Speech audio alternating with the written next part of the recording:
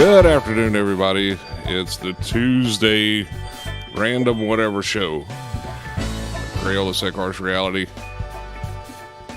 Joining me tonight is Mr. Harshmed, Max His and Holiness, Miss Jackie Hyde, CSHR, host of Air Relations, and the president of HR. So.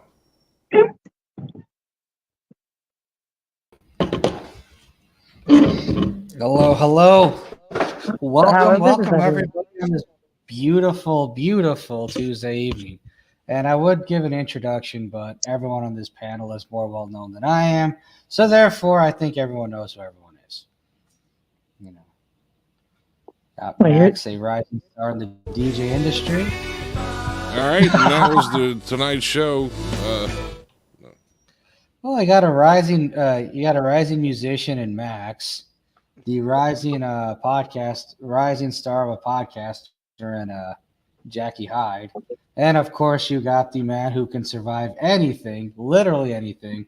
Sometimes I wonder if he's immortal or if he's human. Scott Sonnier. So there you have it. The man that has been through everything. Yeah. Literally, though. Yeah, literally. If male pregnancy existed, you probably went through that too, and you didn't know it. Like I'm just saying.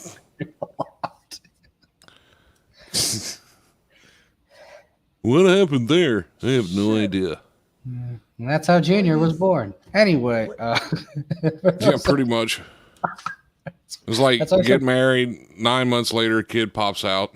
Oh crap! Damn, that must have been a hell of a honeymoon. No, it wasn't. It wasn't, but it's okay. That's why it's so pasty and skinny and goofy looking. Anyway, the point being is we have a fun show tonight. Actually, I don't know if that's true. But we can make it that's fun. Probably not true, but whatever. No. Jackie's here, so maybe it can be fun, but we'll see. I don't know. We'll see what kind of shenanigans we can get up to. Maybe Squeaks will show up. Yeah. And now CSHR Radio special presentation. Whatever.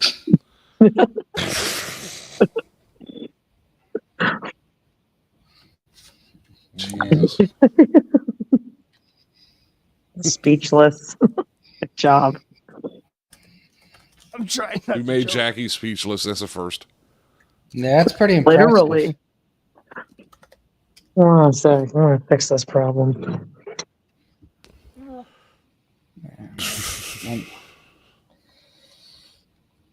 I mean, we could always change the. Yeah, I mean, since this is already a train wreck, we could just change the branding. So we'll just put Jackie on it. Might as well give him another bonus Herbalation show since it won't be a Herbalation show on the 31st anyway. So why? What happens on the 31st? We'll be fixing that. Oh, we'll be fixing that, she says. We might pre-record a show if she has to. Right. You know, because they're hosting us a very special show in honor of Women's History Month. So. Absolutely. Yeah, so absolutely we are. Yeah. Like I said, we can always pre-record it if we need to. Yeah. Yeah, well, the technology. That's not a big deal. And if Jackie gets around to it anytime soon here, she's going to try to do a history of cannabis and science and, medical science. If Jackie would do her job, then we wouldn't have nothing to worry about it. I know. If Jackie would do the one thing she's supposed to do, then we'd have nothing to worry about. Well, Sunday night president of HR. Spoken for. Monday morning was spoken for. Monday night was spoken for. Tuesday morning was spoken for. And now the Photoshop magician himself, Mr. High-End Hobo. Meme terrorist. Yes, the meme terrorist himself. The meme terrorist. I'm surprised you invited me on. You didn't see my latest creation today, Art. I did. I wanted to change it around because, of my situation, but we need to put someone else's face on there. I'll get with you on that later. Yeah. But yeah, balls. Yeah, Bon Jolt himself. I am Hope. And I'm not the saying meme terrorist. And I'm not saying that it'd be funny. I'm saying that because I called him once, and he calls me back, and the answer machine that comes up is Bon Jolts, and I'm like, he's from Louisiana. What do you expect? We're all just ridiculously messed up down here. You have to be to survive it. Yeah, you have to be like disconnected from reality to survive down here. The level of humanity. I mean, and you guys are that close to Mississippi. Well, no, it's not that. I mean, most days we could go outside with a spoon and like scoop the humidity up and put it in a cup and drink it if we want. You could take 4 showers a day and still feel nasty. Right. You could take a shower, go outside, 5 minutes later, you need another shower. Mm-hmm. I mean, it's just that bad. And the funny thing is, I grew up overseas, and everywhere we grew up, except for Athens, was hot and oppressive. yeah. Saudi, Ugh. Lagos, Nigeria, and then back to Houston. And then I think all the Nigerians from Lagos followed us to Houston because that was about the time. And I was just watching the 30 for 30 for the Phi Slamma Jamma team. Oh my. And I didn't realize that's literally how Hakeem ended up in Houston, is that he flew into JFK. Whoever was there that was supposed to pick him up wasn't there. So he was good. He had it. Houston was another option. He asked one of the luggage guys, who was also Nigerian, about where's the best weather for them, and he goes, Houston. So that's how he ended up in Houston. Is he got the next flight. That's awesome. Not where's the best place to live. Where's the best weather? For them, yeah. Because Lagos and Houston have the same weather. It's 98 degrees and humid. But it's a different heat when you go to like Saudi. It's a dry heat. It's not. I don't remember too much of Saudi because I was like 4 years old. I have little gifs of. Well, I mean, we've all been to New Mexico. I love New Mexico. Which is, well, it's pretty much a similar type climate there. Yeah. You know, but it's a dry heat, so it doesn't feel as bad. You could be like in 100-degree weather in Nevada, and it's like, okay, whatever. You do that in Louisiana, you die. You know, I mean, it's the air is so thick, it's hot. The air is thick, you can't breathe. I mean, it's ridiculous. So my grandmother, where my mom was from, is like outside of Anacoca. Well, I absolutely have goats in Saudi Arabia. I mean, what do you think they do for pastimes? Yeah. They got goats and camels and everything. Why would you ask that? All right, but after Rita, you know, my mom had to go pick up my grandmother and fight. It was like Mad Max throughout all that. Like stop by Beaumont, get them water and some food on the way to, you know, Leesville, because that's where my grandmother was. But she had no power at the time. She was in her early 90s. So things were, you know, after a hurricane like that, things get very hot and oppressive, especially in that region. Yeah.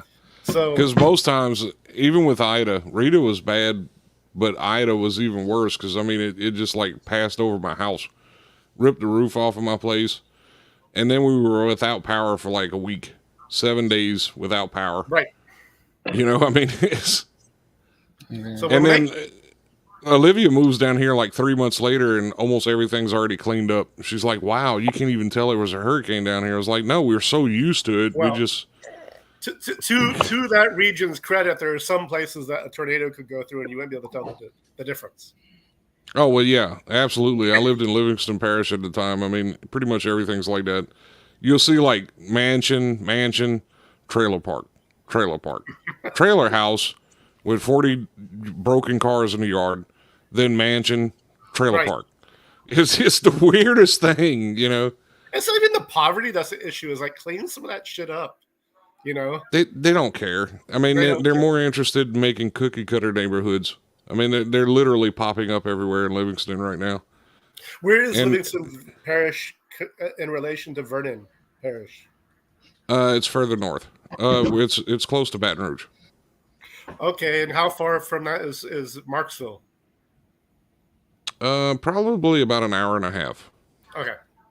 That's up LA1. That's north of Baton Rouge, close to Alexandria. So yeah, it's about an hour and a half. Okay. Interesting.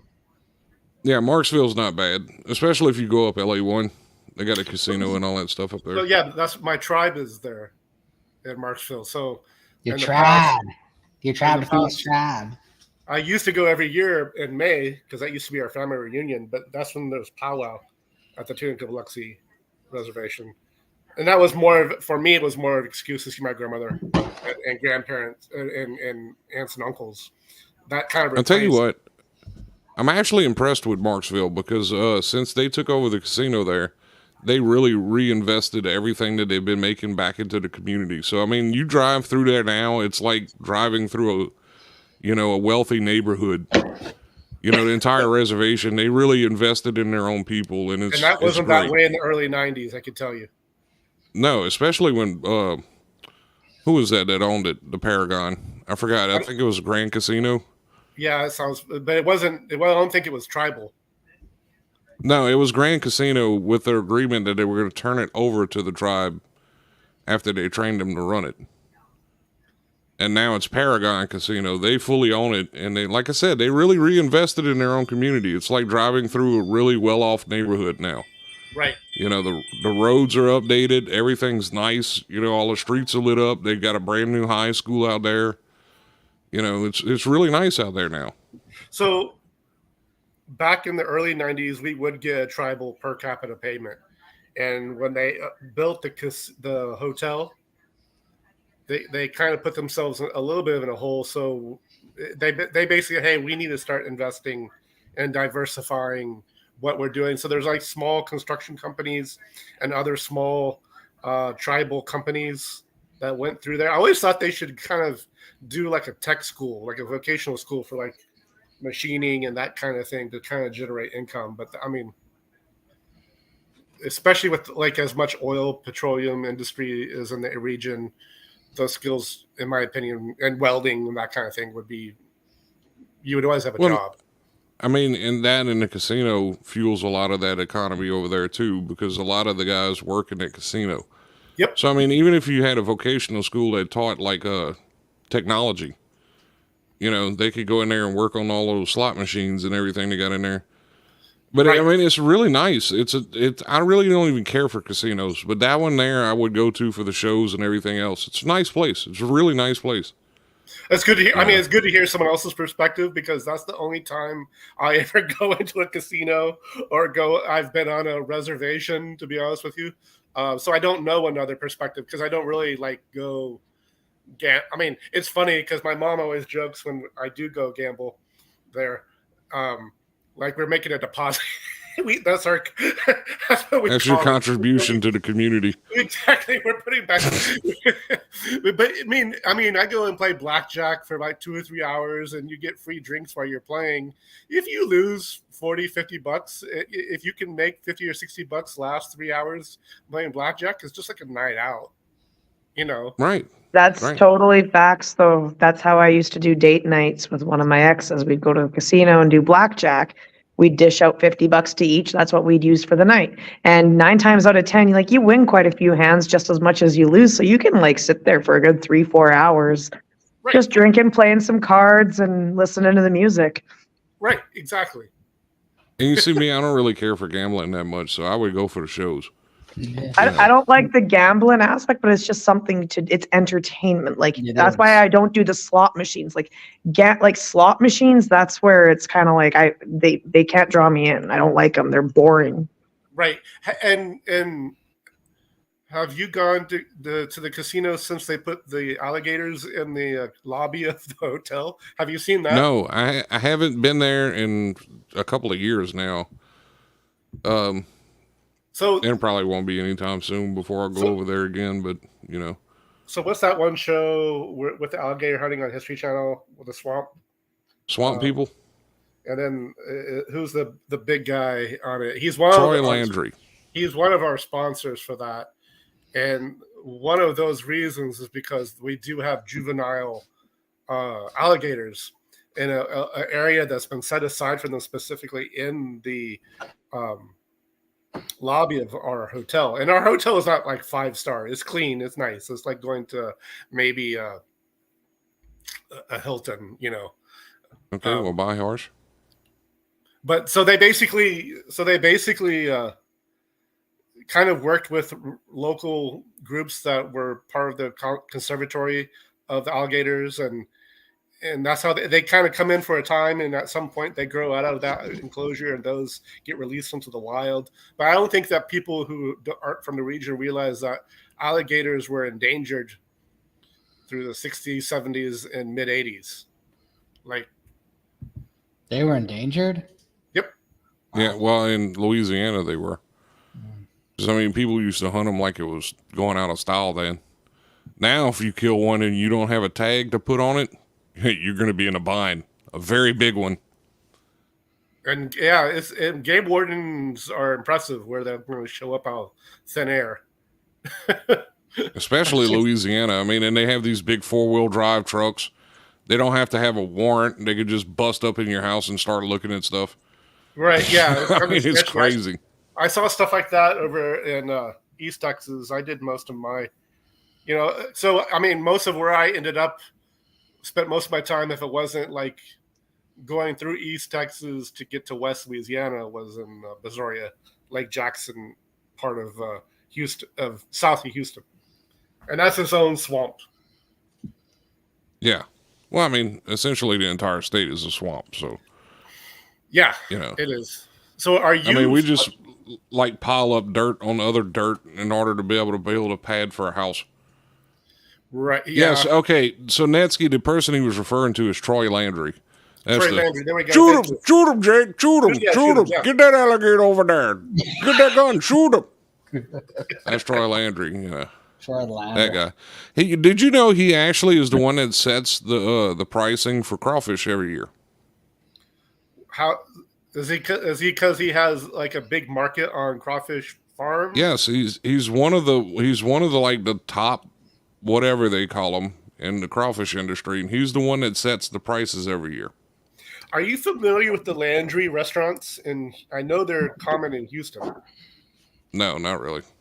I asked at one point if there was a relation between that family and his, and there could be a distant one because I think there probably is. I was always told about, especially my last name, if they spell it the same way as we do, we're probably related somewhere down the line. Right. That's pretty much how Louisiana works. At one point, I thought I was going to have to move out of the state in order to find a girlfriend. Ironically, I did get one from New York because I was every time you go to date somebody, that's your third cousin. It's like, she lives in Shreveport. That's 4 hours away. How in the world is she my third cousin? How does that work? Jeff Foxtree, where he goes, if your family tree is a straight line. Pretty much. I mean, it's crazy. That's funny. The whole state is like that. And it's all inbred. It doesn't matter if they're first cousins. It's legal in this state. Well, it doesn't matter. It's still disgusting. Don't do it. There's a certain charm about Louisiana. It's not for everybody. But I was blessed when I was living in Tacoma, Washington, because at the time, I got hired to go back to I ended up back in the Seattle area when I got hired at Boeing. And so instead of going back to Seattle proper, I decided to go to Tacoma. And I became really good friends with my friend. I nicknamed him Ashton because that's how his cousins pronounce his name, but he's from Baton Rouge. Ashton. Little nest of LSU fans in Baton Rouge. But it's like, so we get our little, Louisiana fix in with that crew. It's pretty funny. I mean, we're getting ready to move to Western New York, and I to be honest with you, I'm probably not going to miss this state. Well, I don't. I'm just being dead honest. Are you in the country, or are you are still kind of in the suburbs of Baton Rouge? Well, it was country until about 3 years ago. Now it's suburbs, and that's probably one of the reasons why that you want to leave, I imagine. Oh yeah, the traffic here is just ridiculous. I mean, but isn't it going to be worse in New York? No, because we're going to Western New York. You're going south of Buffalo? No, yeah, Jamestown is where. Oh, so you want all the cold snow? Okay. Yes, absolutely. I am the type of person that can walk outside in 20-degree weather and be completely comfortable. I had some friends of mine who that's not bad. That's still pretty warm. I had a lot of friends of mine that lived in Whistler. I had a lot of fun up there. I didn't care how cold it was. It's nice I can't wait to be over there. That's where I've decided to move back to the West Coast. Probably going to stick more towards Squamish, though. It's a little colder up in Whistler and Pemberton. A little bit. And what people don't know about British Columbia is if you go far enough north and head east, all of a sudden it turns into Greece. Yep. Greece, like cooking grease, or like Greece, like the people Greece. Like there's a wine country and stuff out there. It turns into the people Greece. I'm from the Sunshine Coast, so I know quite a. Yes, they're all related. Now, okay, Elk is going to marry Harsh. I'm not sure what that references. Well, Harsh left it, so he can't explain it. So I mean, he needs to get his shit together. I mean, where we're moving to is closer to Canada. It'll be easier for me to come. I don't know who Elk is. Elk. Harsh is marrying wildlife, apparently. He should marry a moose. He's back, by the way, or somewhat back. He's just backstage chilling. He's in the VIP. He's in the green Harsh, room. Are you having internet issues, sir? Is that what's going on over there? I think he's having a reaction to memes. To be honest, I was just Nicholas Hernandez says that. No, we're not going to repeat that anymore now. What? Ek is going to marry Harsh. No, we're not going to allow that. That ain't even funny. That's just rude. That's just the mention of it is bad. Yeah, just don't mention it at all. Atlantic salmon, yum. I'd be fishing there. Robert Manilow is here. Pacific salmon. The Ekajati or whatever. I had to explain to someone the difference between the different rivers of salmon, like why Copper River salmon is such a big thing. I don't think that people will put two and two together, that the harder the river, the longer the river, the more fat those fish have to put on to get upstream. It's like fishing in the Skeena. You'll get some good fish in the Skeena. Well, given my experience with seafood, I know fatty fish is not necessarily good fish. You know, like if you get catfish that's full of fat, you want to get all that fat off of it before you cook it. Right. I think it depends on the fish and where. I don't know. I think fishermen are trying to get them right before they go up the river. Yeah, there's a time and a place, but when you start talking bottom feeders, there's a little bit of a difference when you're looking at the bottom feeders. Like when you're fishing even for rockfish, like you're looking for something different in the fish than you are with salmon or trout or bass, right?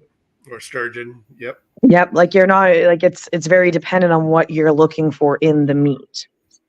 Robert Walker says fat equals flavor, just not like always. He likes his women. Have you guys ever had the luxury of eating bear jerky or bear pepperoni? Yes, I have. I've had bear jerky. I think it was like brown bear. Yeah, I had bear pepperoni the one time, and like I was all excited. I thought it was going to taste really good. It actually did not taste all that great, but the amount of energy was like drinking 3 Red Bulls from a quarter a stick of that. Wow. I like elk. It was bear dynamite. Wow. Well, the bear fat, like you got to think about it. The stuff that's in bears, like holy crap, like you can get some good energy from their meat. I don't think that people realize how much. Go ahead, Harsh. You haven't had a chance to speak. No, Netsky says it's a chewy. Yes. It can be. That's for. Definitely. I mean, it was probably poorly made. Like it was made at home pepperoni, so.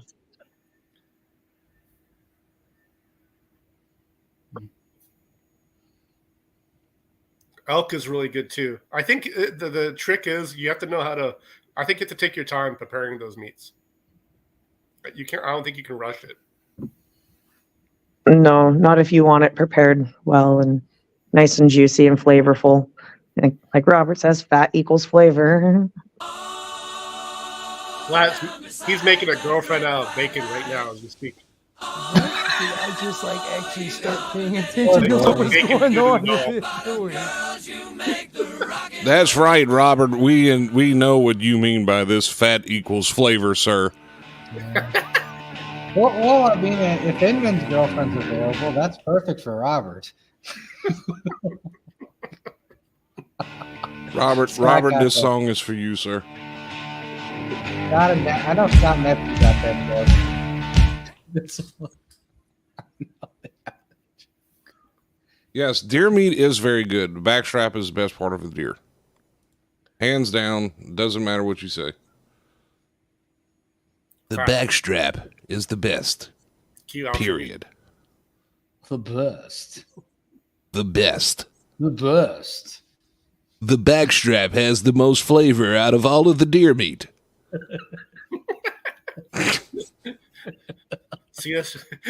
This show has been brought to you by our sponsor, Deer Meat. This show has been brought to you by our sponsor, Antler, It's about specializing in the 8:44. finest deer meat. This has been another Monday night edition. It is not Monday. Don't you curse me like that. That's Max pops in just to say don't curse him with Monday. You're welcome. You're welcome, Max. I send much love your way. What do you mean bash it? Are you going to beat it up or something? Beat it. No. Diane says her bellations were Sunday. Her bellations, yeah. That's the way Harsh says it. Herbalations. Not herbalations, not herbalations. Herbalations. Well, I mean, in a way, that is the name of the show. It's Jackie's Bellations. Okay, hopefully Oh Nancy my Smith is goodness. still talking about backstrap, because if she's talking about tenderizing other things, we have problems. I'd like to make a move to just have me and you next Sunday. Who That me? sounds Well, romantic. fine. I can't even be on the show now. What the hell? No, I said just me and you, Scott. Not Harsh. just we're me and kicking, you. we're Okay. kicking Harsh out. Yeah. Oh, we're That's kicking fine. Harsh out. That's Bring fine. the I gotta go tie-downs. for open mic night anyway, so see ya. I was gonna tell you guys. It's going Open mic night should be his own episode of CHR Radio. Oh, yeah, but He I'd does be normally. Yeah, but I'd be interviewing people at O'Neill's, so yeah. No, He but- does normally. Hi, Ian. telling Let me you. tell you what happened one time. Oh. He wanted me to produce a show for him, Oh my god. on his page. You've told And I was this like, okay, story cool. many times. And I had my camera turned off. I wasn't part of the stream. I was just producing everything in the background. And I was like, all right, I got to cook supper. So I'm cooking supper and just kind of glancing over at the screen. And the entire time, Harsh was getting drunk. So this live stream is running and Harsh is getting absolutely wasted, okay? And I'm over there cooking, so I'm not really paying attention. And he throws up in the middle of the live. And then he goes back and he's like, did I just throw up on the live stream? And I'm like, did anybody see that? And I went, of course I wasn't paying attention. So I'm like, no, nobody saw that. Yep, they saw Yeah, it. well, you want to. Yeah, you're never everybody gonna saw it. see it on the. You're never gonna see it on the YouTube or the Facebook. No, he went back and took that section of the live stream out. So it's not there anymore, but Was it was after still. your Yeah, that birthday, whole Harsh, show was that you fell asleep on one of your lives? Because Oh you had yeah, that party was the like night one of before? the later ones. I Oh yeah, remember. Harsh done fell asleep on live streams before. Yeah, He's done it to us. What do you mean? Wait, he's also famous for, he hasn't done it to me, but I've heard about it, as What? falling asleep on people on the phone. Oh, yes. He does do that. Definitely. And But- sometimes he'll do it in the middle of a sentence. It's like he has narcolepsy. Because he'll be like, so tomorrow I'm going to go down to the... Oh, it's like 5 a.m. and I've been up for 48 hours. Yeah, I'm gonna fall asleep on the He's phone. like, this sometime. conversation's over. So that's what Yeah. happened a couple weeks ago. That's why he ended up at that girl's house. He grabbed the mic and he sang. And he ended up, Oh my god. he ended up You getting are become a sex. ridiculous. He found a 48-hour soulmate from that. Oh, That should be- anyway, He just fell asleep on the couch. He didn't even All make right. it to the bedroom. Anyway, the point being is, so Sunday I'm going to be at O'Neill, so I won't be able to go on the show anyway. So A catfish salmon backstrap. Yeah. That sounds scary. Harsh, you don't get to quit after you've been fired. That's just not how it works. Oh, Well, yeah. Jackie's head of HR, so you got to go to her with any complaint. Sorry. You can't talk to me anymore about it. Yeah, but it is my streaming service we're Is there using. an ethics hotline in this company? It scrolls across the screen at the bottom. Yeah. Just call that number.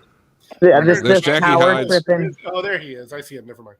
Yeah, that number at the bottom of the screen is Jackie Hyde's call-in porn line. Hey, If you press 2, you have to pay $4.99 a minute. So, I mean, $4.99, but still, like, damn. Come on now. we call it the dwarf porn line. I just distribute it. I don't star in it. Lies. I just distribute it. We've seen the videos. Lies. That's right. That number is 1-844-900-2747. 1-844-900-CSHR. Where did she go? Did she leave the live stream? Probably. You ran her off, Harsh.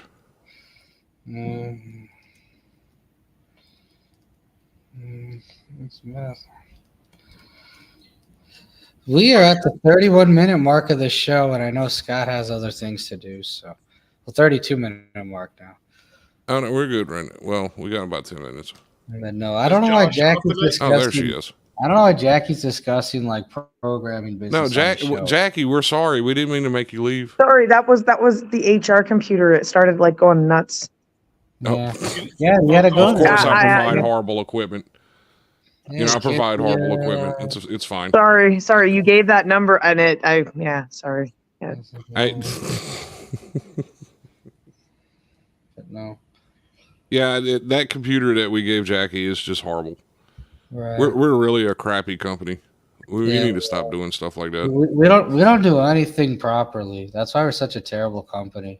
Yeah, we're just horrible. Just so disorganized. There's We're no like, We're we're like having production meetings in the middle of live streams, and Yeah, Pelican Media, get your shit together. I know, That's all I'm saying. Pelican Media. Freaking Pelican Media, always screwing up stuff.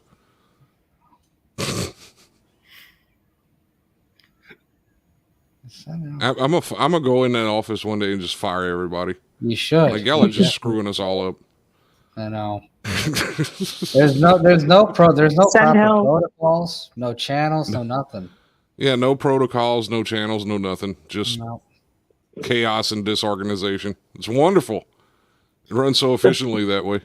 No program planning. The CEO. Program director is an AI on a computer for the radio station. It's wonderful. It's ran by a cartoon character, apparently. We should come up with a Chat GPT run radio station. See how that goes.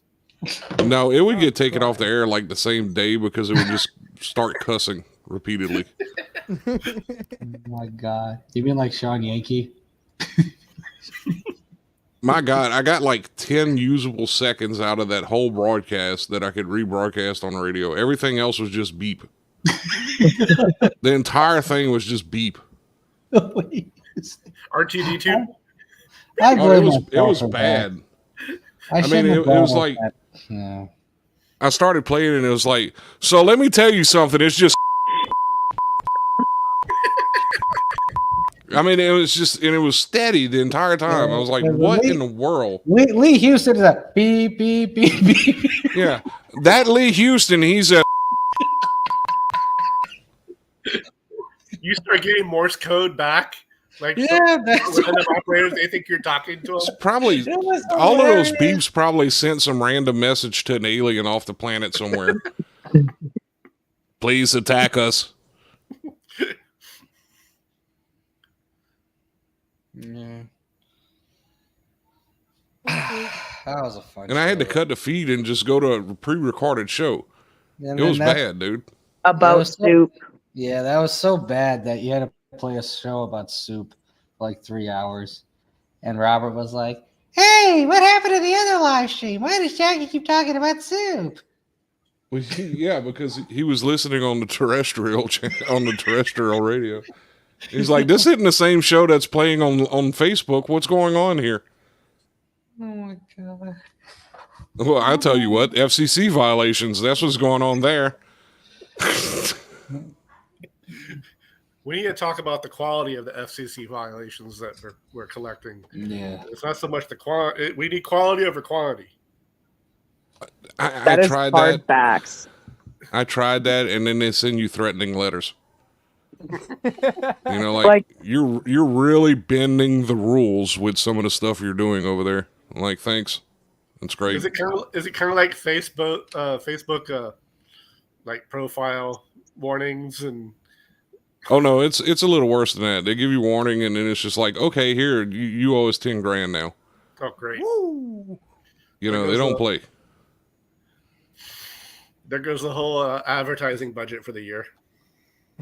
Well, yeah. Not really. I mean, Go with it. Unless the advertising's horrible. Ask Bob Sanchez from Live Music in Baton Rouge. He'll tell you. I can't never remember his address. I can't never remember his phone number. It's bad. Yeah, what are you trying to tell us with all these issues? I'm retarded. I mean, I don't know what else to say. It's just whatever. Yeah, it's very boomer. It's fine. It's very boomer health issue related, it seems. It's fine. It's fine. It's fine. It's fine. Just like that meme with the dog in the house that's burning down around him. It's fine. It's fine. It's fine. It'll be okay. This is fine. Didn't like that house anyway.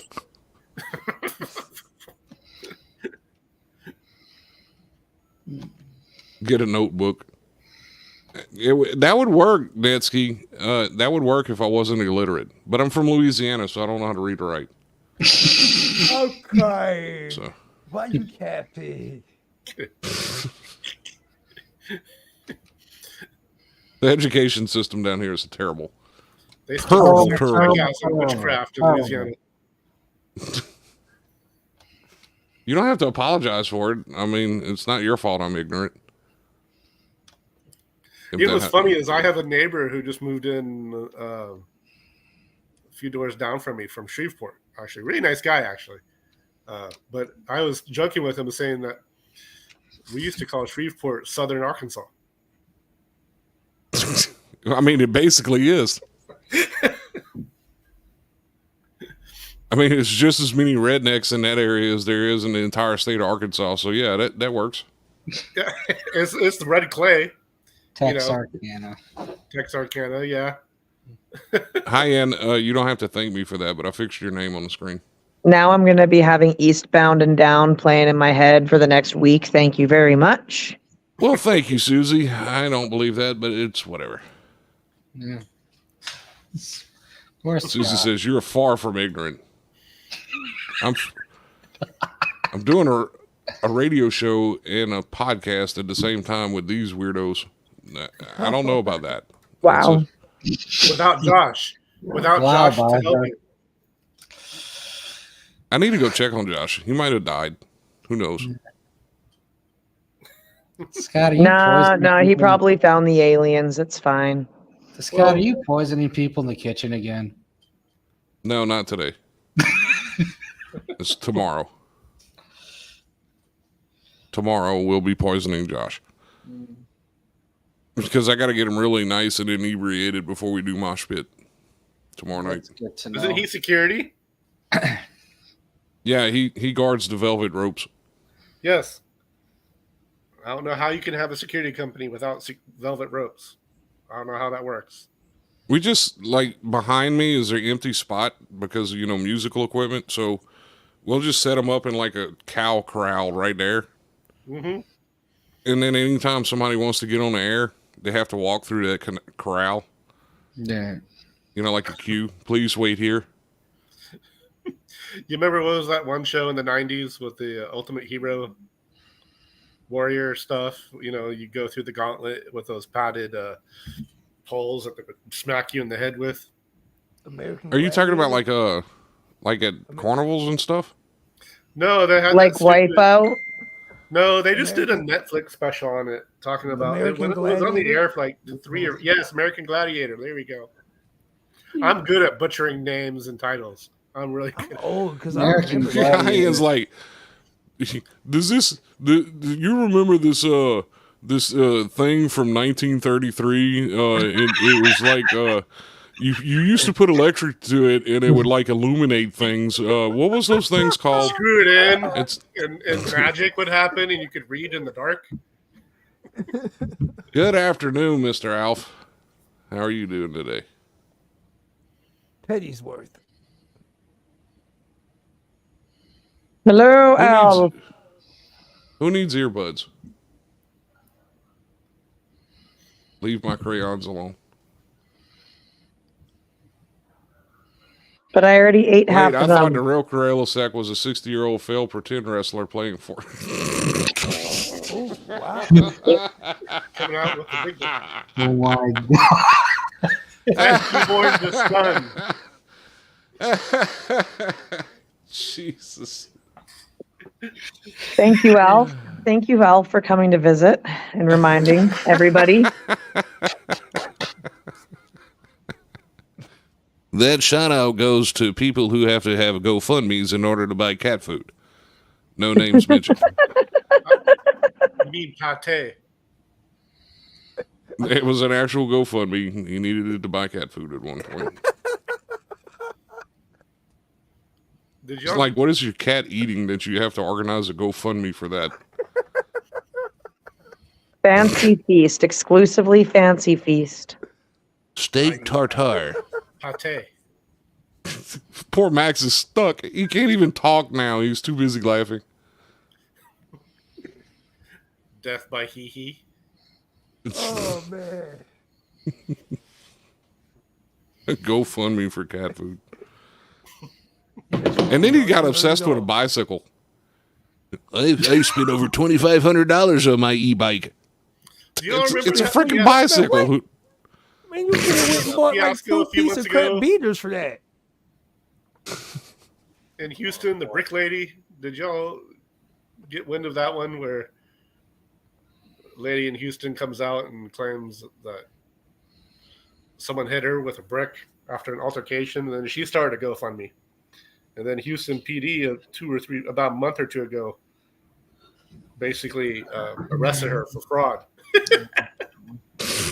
Screw it. Since I can't find a sugar mom, I'm going to start a GoFundMe account. No, all you got to do is say you can't feed your dog or your cat.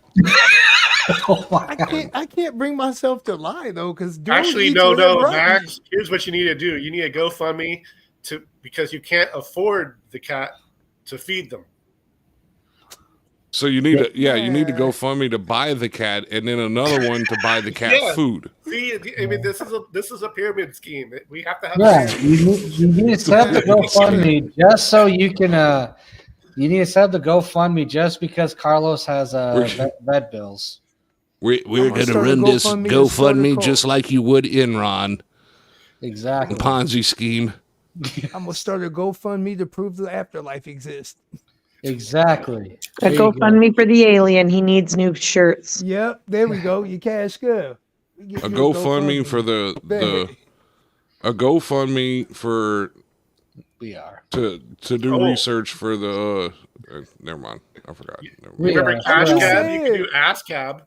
Oh, no, I'm just saying, like all these people I be seeing with these bullcrap GoFundMes, and they be. I'm just gonna keep flashing that. We are out of it. Matter of we fact, really are out of it. Now that Hi, Sandy. Brainstorm, let's be a high person pie. This show has been brought to you by our sponsor, Ass Cab. Ass Cab.